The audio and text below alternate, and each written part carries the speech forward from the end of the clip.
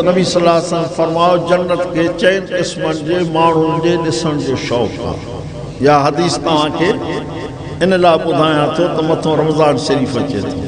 फरमायो त चैन क़िस्मनि जे माण्हुनि जे ॾिसण जो जन्नत खे शौक़ु आहे। हिकिड़ो फरमायो जेको क़ुरान जी तिलावत थो करे, ॿियो फरमायो साइम फी शहर रमज़ान, जेको रमज़ान जा रोज़ा थो रखे जन्नत खे शौक़ु आहे त मां इनखे ॾिसां।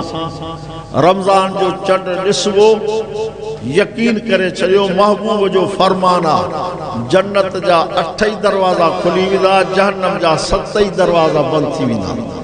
24 ई कलाक मालिक जे तरफ़ां ऐलान हलंदो, या बाग़ी अल ख़ैर अक़बिल या बाग़ी अल शर अक़सिर।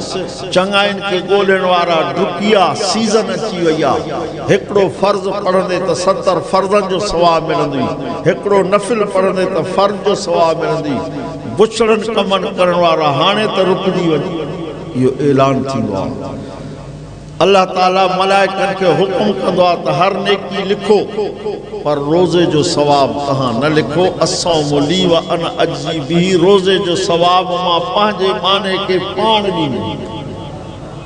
हिकिड़ी रिवायत में ईअं बि अचे थो त अर्श मुअल्ला जे हेठां दस्तरखानो लॻंदो, अल्लाह ताला ऐलान फरमाईंदो, या अय्युहा साइमून हलुमू, रोज़ेदारो अचो, अल्लाह तव्हांजी महिमानी कई आहे।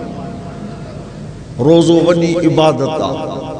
टियों फरमायूं हाफ़िज़ुल लिसान, जेको पंहिंजे ज़ुबान जी हिफ़ाज़त थो करे, जन्नत खे शौक़ु आहे त मां इनखे ॾिसां।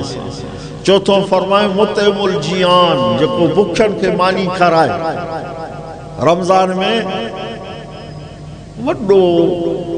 वॾो फज़ल आहे अल्लाह जो।